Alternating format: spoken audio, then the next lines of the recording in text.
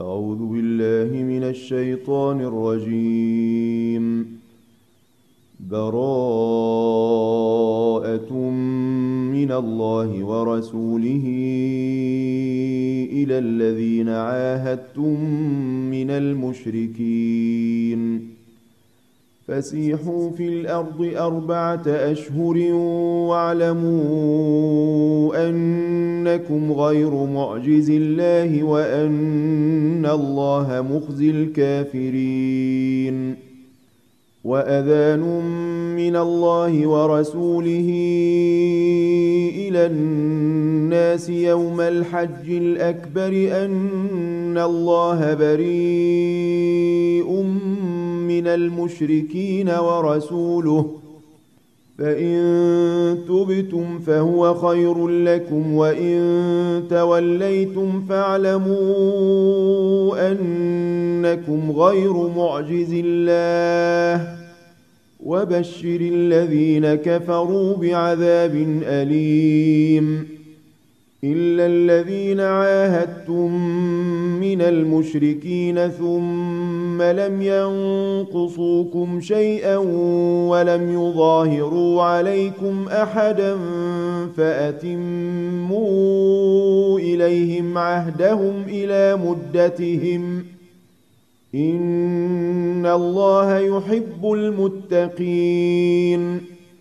فإذا انسلخ الأشهر الحرم فاقتلوا المشركين حيث وجدتموهم وخذوهم واحصروهم واقعدوا لهم كل مرصد فإن تابوا وأقاموا الصلاة وآتوا الزكاة فخلوا سبيلهم إن الله غفور رحيم.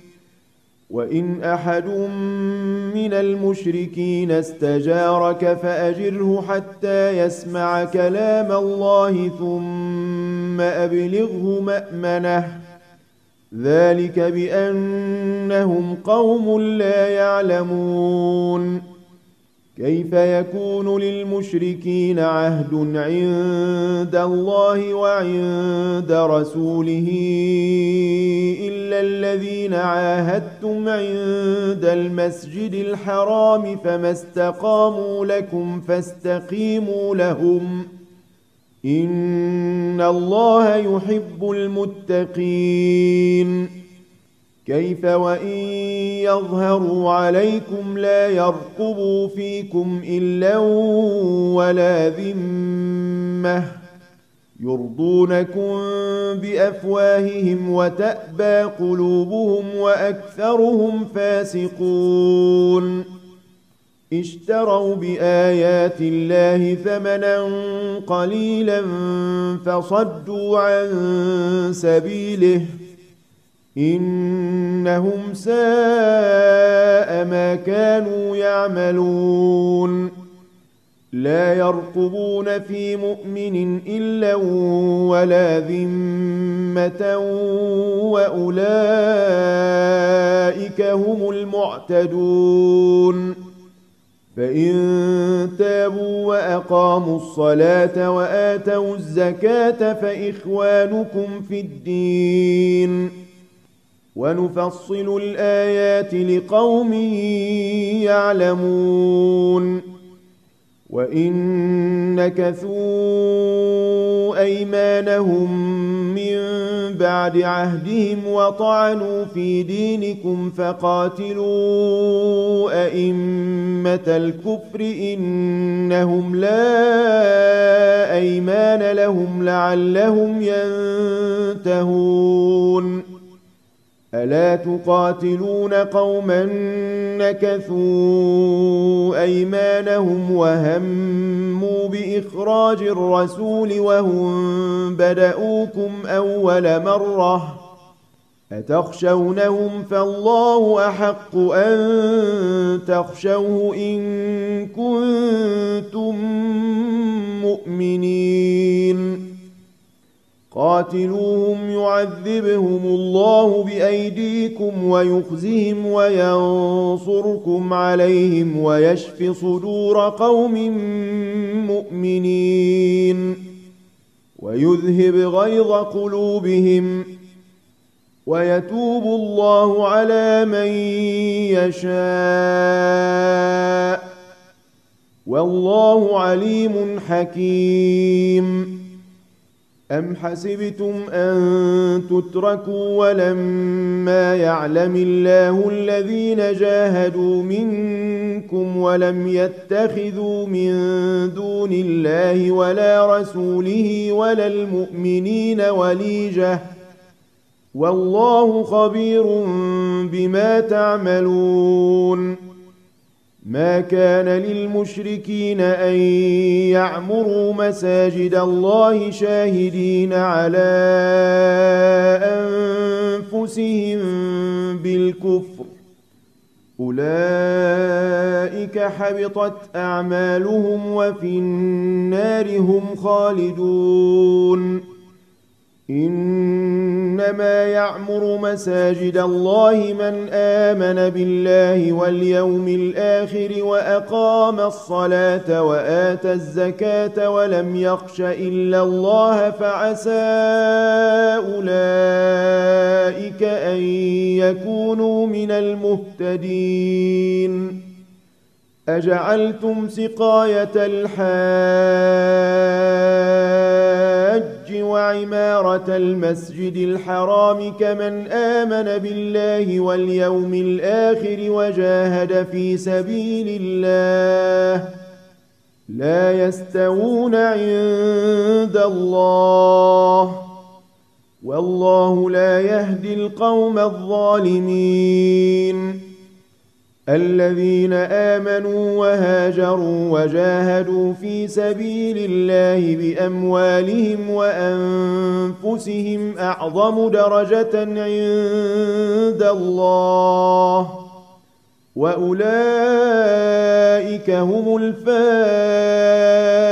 الفائزون. يبشرهم ربهم برحمة منه ورضوان وجنات لهم فيها نعيم مقيم خالدين فيها أبدا إن الله عنده أجر عظيم. يا أيها الذين آمنوا لا تتخذوا آباءكم وإخوانكم أولياء إن استحبوا الكفر على الإيمان ومن يتولهم منكم فأولئك هم الظالمون. قل إن كان آباؤكم وأبناؤكم وإخوانكم وأزواجكم وعشيرتكم وأموال اقترفتموها وتجارة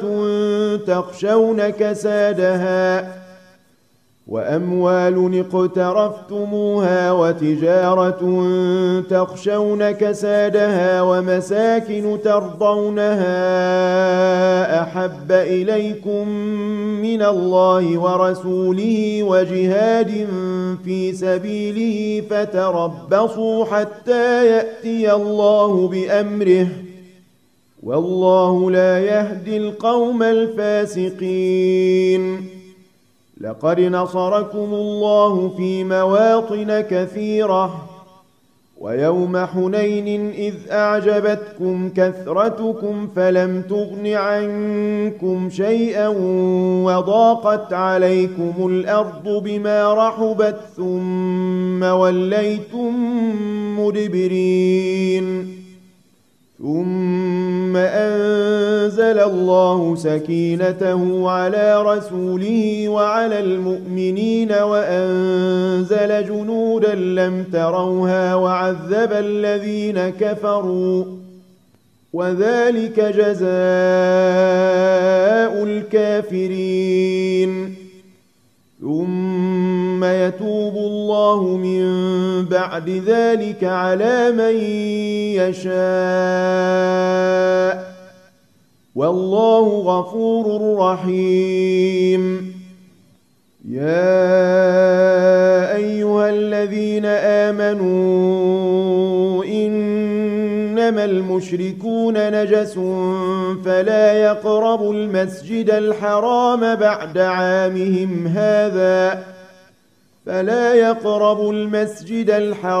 بعد عامهم هذا وإن خفتم عيلة فسوف يغنيكم الله من فضله إن شاء إن الله عليم حكيم. قاتلوا الذين لا يؤمنون بالله ولا باليوم الآخر ولا يحرمون ما حرم الله ورسوله ولا يدينون دين الحق من الذين أوتوا الكتاب حتى يعطوا الجزية عن يد وهم صاغرون. وقالت اليهود عزير ابن الله وقالت النصارى المسيح ابن الله، ذلك قولهم بأفواههم يضاهئون قول الذين كفروا من قبل قاتلهم الله أنى يؤفكون. اتخذوا أحبارهم ورهبانهم أربابا من دون الله والمسيح ابن مريم وما أمروا إلا ليعبدوا إلها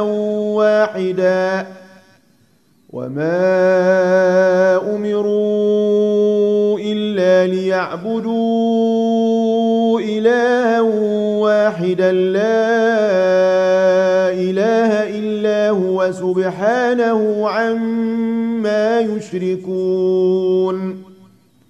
يريدون أن يطفئوا نور الله بأفواههم ويأبى الله إلا أن يتم نوره ولو كره الكافرون.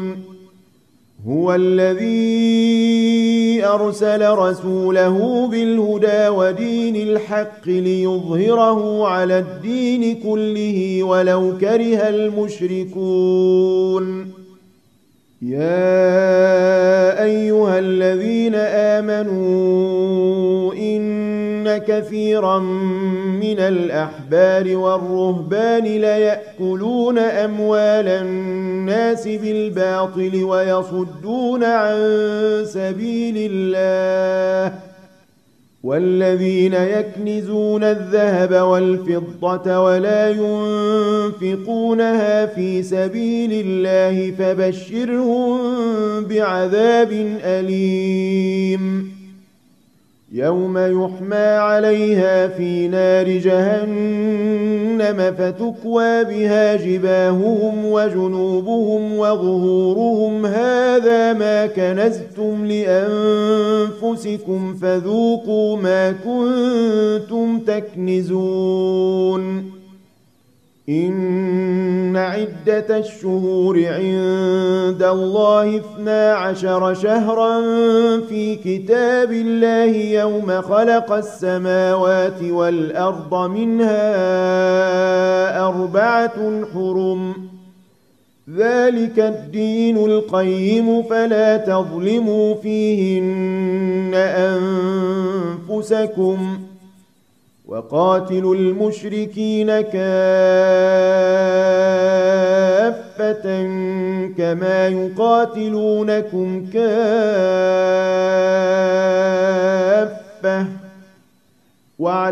واعلموا أن الله مع المتقين. إنما النسيء زيادة في الكفر يضل به الذين كفروا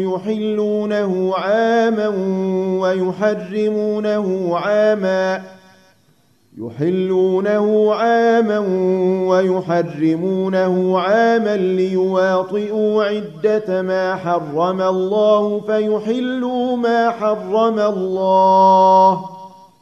زين لهم سوء أعمالهم والله لا يهدي القوم الكافرين. يا أيها الذين آمنوا ما لكم إذا قيل لكم انفروا في سبيل الله اثاقلتم إلى الأرض أرضيتم بالحياة الدنيا من الآخرة فما متاع الحياة الدنيا في الآخرة إلا قليل. إلا تنفروا يعذبكم عذابا أليما ويستبدل قوما غيركم ولا تضروه شيئا والله على كل شيء قدير. إلا تنصروه فقد نصره الله إذ أخرجه الذين كفروا ثاني اثنين إذ هما في الغار إذ يقول لصاحبه لا تحزن إن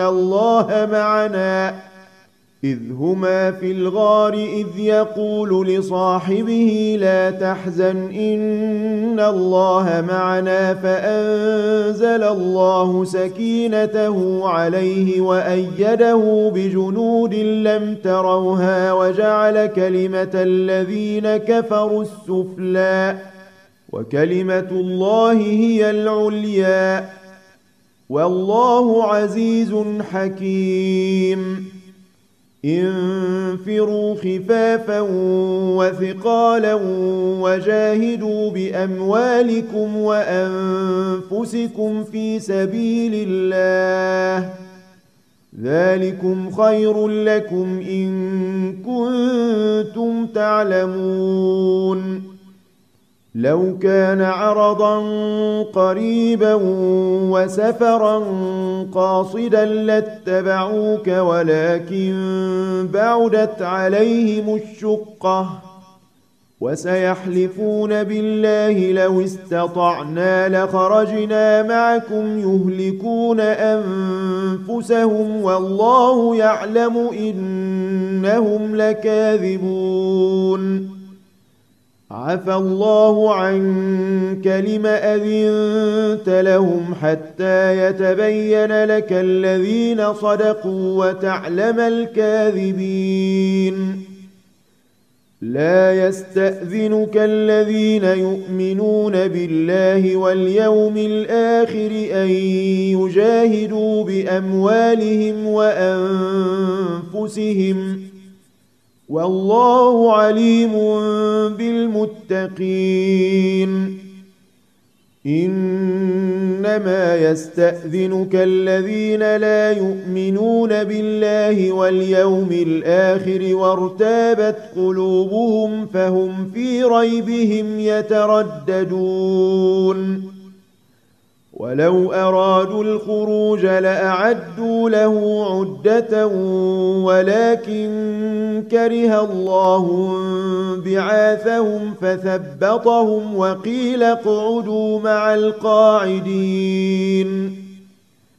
لو خرجوا فيكم ما زادوكم إلا خبالا ولأوضعوا خلالكم يبغونكم الفتنة وفيكم سماعون لهم والله عليم بالظالمين.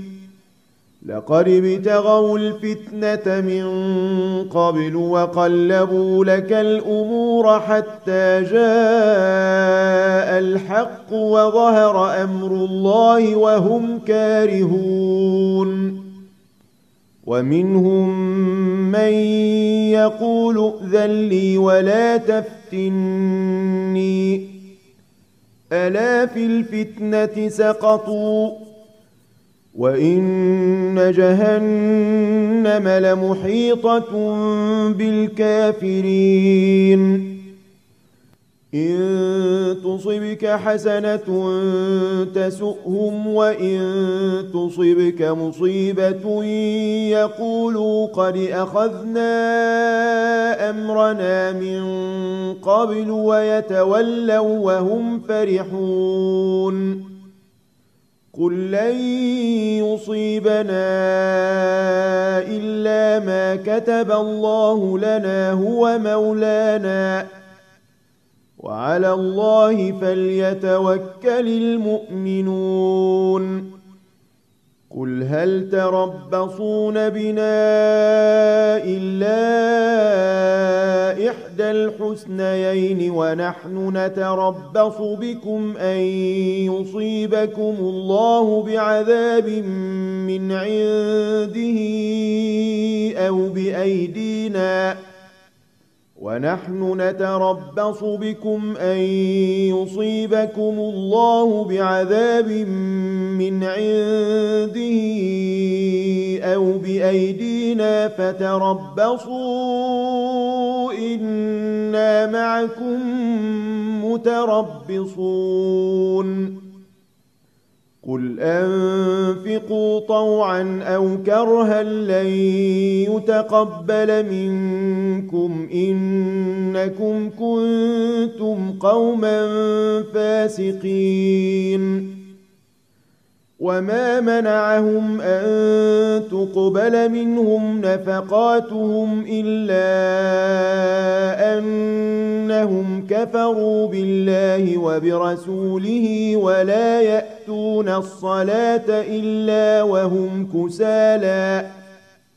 ولا يأتون الصلاة إلا وهم كسالى ولا ينفقون إلا وهم كارهون فلا تعجبك أموالهم ولا أولادهم إنما يريد الله ليعذبهم بها في الحياة الدنيا وتزهق أنفسهم وهم كافرون ويحلفون بالله إنهم لمنكم وما هم منكم ولكنهم قوم يفرقون لو يجدون ملجأ أو مغارات أو مدخلا لولوا إليه وهم يجمحون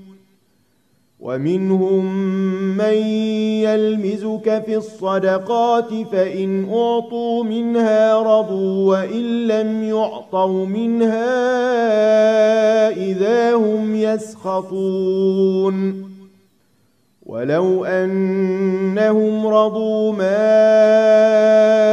آتاهم الله ورسوله وقالوا حسبنا الله سيؤتينا الله من فضله ورسوله إنا إلى الله راغبون إنما الصدقات للفقراء والمساكين والعاملين عليها والمؤلفة قلوبهم وفي الرقاب والغارمين وفي سبيل الله وابن السبيل فريضة من الله والله عليم حكيم ومنهم الذين يؤذون النبي ويقولون هو أذن قل أذن خير لكم يؤمن بالله ويؤمن للمؤمنين ورحمة للذين آمنوا منكم والذين يؤذون رسول الله لهم عذاب أليم يحلفون بالله لكم ليرضوكم والله ورسوله أحق أن يرضوه إن كانوا مؤمنين ألم يعلموا أنه من يحادد الله ورسوله فأن له نار جهنم خالدا فيها، ذلك الخزي العظيم. يحذر المنافقون أن تنزل عليهم سورة تنبئهم بما في قلوبهم، قل استهزئوا إن الله مخرج ما تحذرون. ولئن سألتهم ليقولن إنما كنا نخوض ونلعب، قل أبالله وآياته ورسوله كنتم تستهزئون، لا تعتذروا قد كفرتم بعد إيمانكم، إن نعف عن طائفة منكم نعذب طائفة بأنهم كانوا مجرمين. المنافقون والمنافقات بعضهم من بعض، يأمرون بالمنكر وينهون عن المعروف ويقبضون أيديهم، نسوا الله فنسيهم، إن المنافقين هم الفاسقون. وعد الله المنافقين والمنافقات والكفار نار جهنم خالدين فيها، هي حسبهم ولعنهم الله ولهم عذاب مقيم. كالذين من قبلكم كانوا أشد منكم قوة وأكثر أموالا وأولادا فاستمتعوا بخلاقهم فاستمتعتم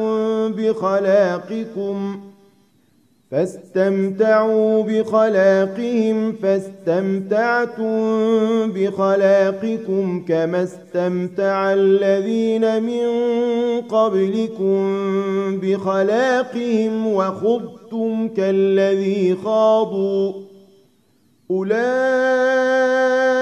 حبطت أعمالهم في الدنيا والآخرة وأولئك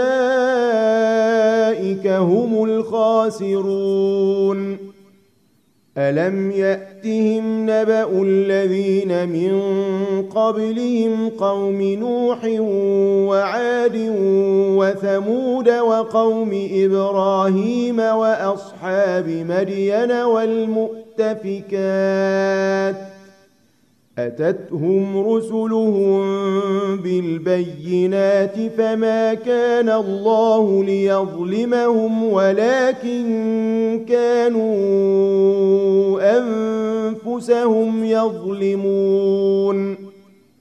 والمؤمنون والمؤمنات بعضهم أولياء بعض، يأمرون بالمعروف وينهون عن المنكر ويقيمون الصلاة ويؤتون الزكاة ويطيعون الله ورسوله، أولئك سيرحمهم الله، إن الله عزيز حكيم. وعد الله المؤمنين والمؤمنات جنات تجري من تحتها الأنهار خالدين فيها ومساكن طيبة في جنات عدن ورضوان من الله أكبر، ذلك هو الفوز العظيم. يا أيها النبي النبي جاهد الكفار والمنافقين واغلظ عليهم ومأواهم جهنم وبئس المصير يحلفون بالله ما قالوا ولقد قالوا كلمة الكفر وكفروا بعد إسلامهم وهموا بما لم ينالوا وما نقموا إلا أن أغناهم الله ورسوله من فضله فإن يتوبوا يك خيرا لهم وإن يتولوا يعذبهم الله عذابا أليما في الدنيا والآخرة وما لهم في الأرض من ولي ولا نصير ومنهم من عاهد الله لئن آتانا من فضله لنصدقن ولنكونن من الصالحين فلما آتاهم من فضله بخلوا به وتولوا وهم معرضون فأعقبهم نفاقا في قلوبهم إلى يوم يلقونه بما أخلفوا الله ما وعدوه وبما كانوا يكذبون ألم يعلموا أن الله يعلم سرهم ونجواهم وأن الله علام الغيوب الذين يلمزون المطوعين من المؤمنين في الصدقات والذين لا يجدون إلا جهدهم فيسخرون منهم سخر الله منهم ولهم عذاب أليم استغفر لهم أو لا تستغفر لهم إن تستغفر لهم 70 مرة فلن يغفر الله لهم ذلك بأنهم كفروا بالله ورسوله والله لا يهدي القوم الفاسقين فرح المخلفون بمقعدهم خلاف رسول الله وكرهوا أن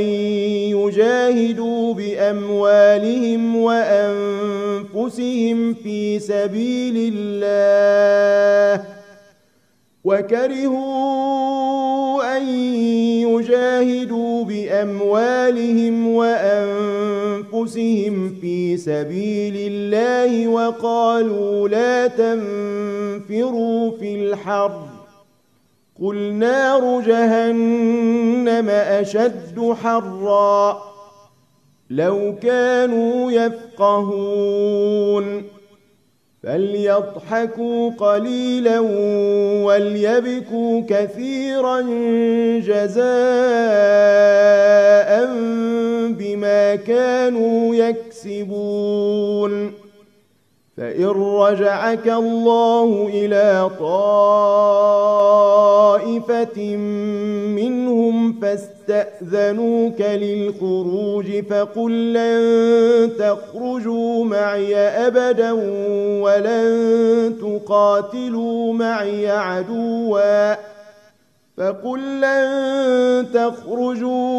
أبدا ولن تقاتلوا معي عدوا إنكم رضيتم بالقعود أول مرة فاقعدوا مع الخالفين ولا تصل على أحد منهم مات أبدا ولا تقم على قبره إنهم كفروا بالله ورسوله وماتوا وهم فاسقون. ولا تعجبك أموالهم وأولادهم، إنما يريد الله أن يعذبهم بها في الدنيا وتزهق أنفسهم وهم كافرون. وإذا أنزلت سورة أن آمنوا بالله وجاهدوا مع رسوله استأذنك أولو الطول منهم وقالوا ذرنا نكن مع القاعدين. رضوا بأن يكونوا مع الخوالف وطبع على قلوبهم فهم لا يفقهون. لكن الرسول والذين آمنوا معه جاهدوا بأموالهم وأنفسهم، وأولئك لهم الخيرات وأولئك هم المفلحون.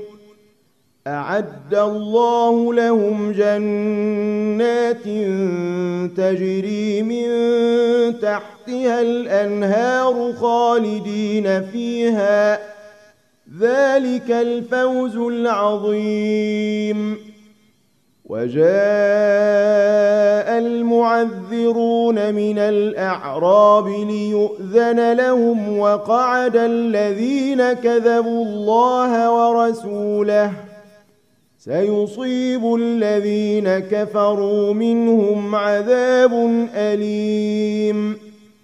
ليس على الضعفاء ولا على المرضى ولا على الذين لا يجدون ما ينفقون حرج إذا نصحوا لله ورسوله، ما على المحسنين من سبيل، والله غفور رحيم. ولا على الذين إذا ما أتوك لتحملهم قلت لا أجد ما أحملكم عليه تولوا وأعينهم تفيض من الدمع حزنا ألا يجدوا ما ينفقون. إنما السبيل على الذين يستأذنونك وهم أغنياء، رضوا بأن يكونوا مع الخوالف وطبع الله على قلوبهم فهم لا يعلمون. يعتذرون إليكم إذا رجعتم إليهم، قل لا تعتذروا لن نؤمن لكم قد نبأنا الله من أخباركم، وسيرى الله عملكم ورسوله ثم تردون إلى عالم الغيب والشهادة فينبئكم بما كنتم تعملون. سيحلفون بالله لكم إذا انقلبتم إليهم لتعرضوا عنهم فأعرضوا عنهم إنهم رجس ومأواهم جهنم جزاء بما كانوا يكسبون. يحلفون لكم لترضوا عنهم فإن ترضوا عنهم فإن الله لا يرضى عن القوم الفاسقين. الأعراب أشد كفرا ونفاقا وأجدر ألا يعلموا حدود ما أنزل الله على رسوله، والله عليم حكيم. ومن الأعراب من يتخذ ما ينفق مغرما ويتربص بكم الدوائر عليهم دائرة السوء والله سميع عليم.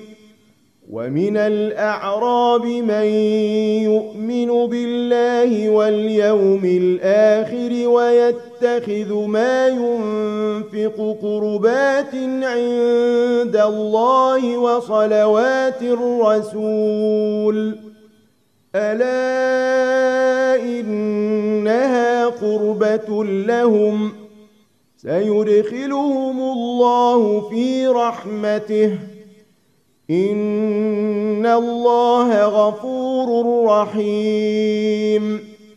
والسابقون الأولون من المهاجرين والأنصار والذين اتبعوهم بإحسان رضي الله عنهم ورضوا عنه وأعد لهم جنات تجري تحتها الأنهار خالدين فيها أبدا ذلك الفوز العظيم.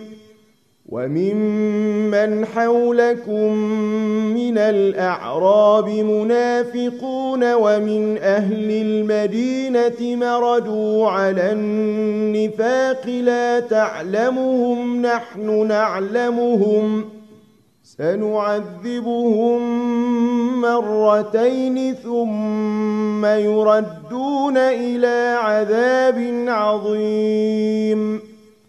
وآخرون اعترفوا بذنوبهم خلطوا عملا صالحا وآخر سيئا عسى الله أن يتوب عليهم إن الله غفور رحيم.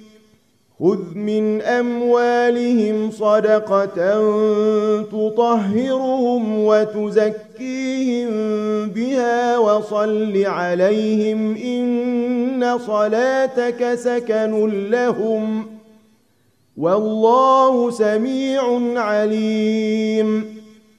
ألم يعلموا أن الله هو يقبل التوبة عن عباده ويأخذ الصدقات وأن الله هو التواب الرحيم. وقل اعملوا فسيرى الله عملكم ورسوله والمؤمنون وستردون إلى عالم الغيب والشهادة فينبئكم بما كنتم تعملون. وآخرون مرجون لأمر الله إما يعذبهم وإما يتوب عليهم والله عليم حكيم. والذين اتخذوا مسجدا ضرارا وكفرا وتفريقا بين المؤمنين وإرصادا لمن حارب الله ورسوله من قبل وليحلفن إن أردنا إلا الحسنى والله يشهد إنهم لكاذبون.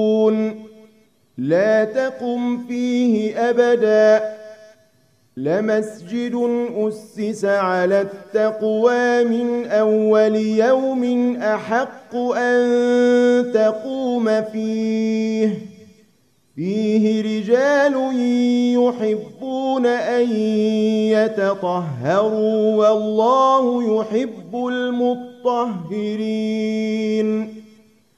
أفمن أسس بنيانه على تقوى من الله ورضوان خير أم من أسس بنيانه على شفا جرف هار فانهار به في نار جهنم والله لا يهدي القوم الظالمين لا يزال بنيانهم الذي بنوا ريبة في قلوبهم إلا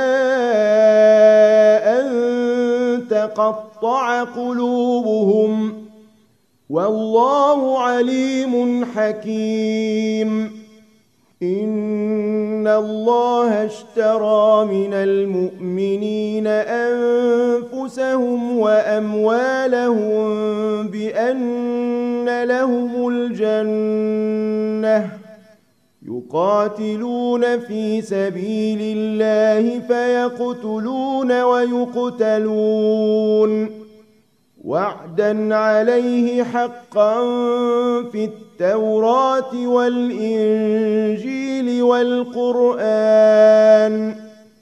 ومن أوفى بعهده من الله فاستبشروا ببيعكم الذي بايعتم به وذلك هو الفوز العظيم التائبون العابدون الحامدون السائحون الراكعون الساجدون الآمرون بالمعروف والناهون عن المنكر والحافظون لحدود الله وبشر المؤمنين ما كان للنبي والذين آمنوا أن يستغفروا للمشركين ولو كانوا أولي قربى من بعد ما تبين لهم أنهم أصحاب الجحيم وما كان استغفار إبراهيم لأبيه إلا عن موعدة وعدها إياه فلما تبين له أنه عدو لله تبرأ منه إن إبراهيم لأواه حليم وما كان الله ليضل قوما بعد إذ هداهم حتى يبين لهم ما يتقون إن الله بكل شيء عليم إن الله له ملك السماوات والأرض يحيي ويميت وما لكم من دون الله من ولي ولا نصير لقد تاب الله على النبي والمهاجرين والأنصار الذين اتبعوه في ساعة العسرة من بعد ما كاد يزيغ قلوب فريق منهم ثم تاب عليهم إنه بهم رءوف رحيم وعلى الثلاثة الذين خلفوا حتى إذا ضاقت عليهم الأرض بما رحبت وضاقت عليهم أنفسهم وظنوا أن لا ملجأ من الله إلا إليه ثم تاب عليهم ليتوبوا إن الله هو التواب الرحيم يا أيها الذين فاتقوا الله وكونوا مع الصادقين. ما كان لأهل المدينة ومن حولهم من الأعراب أن يتخلفوا عن رسول الله ولا يرغبوا بأنفسهم عن نفسه، ذلك بأنهم لا يصيبهم ظمأ ولا نصب ولا مخمصة في سبيل الله ولا يطؤون موطئا يغيظ الكفار ولا ينالون من عدو نيلا إلا كتب لهم به عمل صالح، إن الله لا يضيع أجر المحسنين.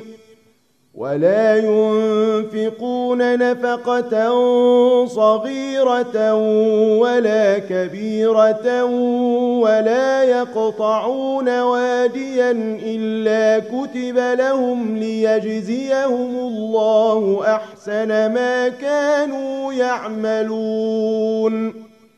وما كان المؤمنون لينفروا كافة،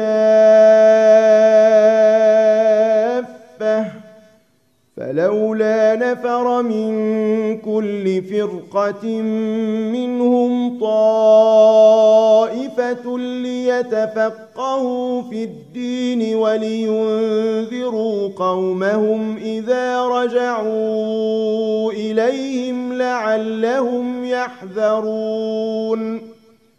يا أيها الذين آمنوا قاتلوا الذين يلونكم من الكفار وليجدوا فيكم غلظة واعلموا أن الله مع المتقين.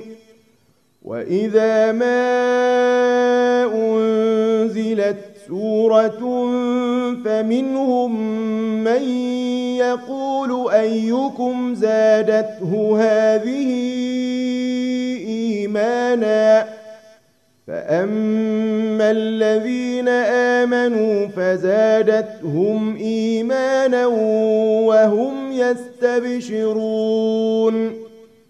وأما الذين في قلوبهم مرض فزادتهم رجسا إلى رجسهم وماتوا وهم كافرون. أولا يرون أنهم يفتنون في كل عام مرة أو مرتين ثم لا يتوبون ولا هم يذكرون. وإذا ما أنزلت سورة نظر بعضهم إلى بعض هل يراكم من أحد ثم انصرفوا، صرف الله قلوبهم بأنهم قوم لا يفقهون. لقد جاءكم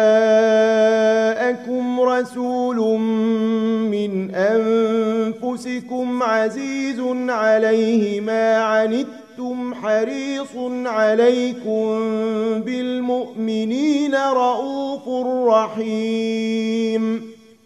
فإن تولوا فقل حسبي الله لا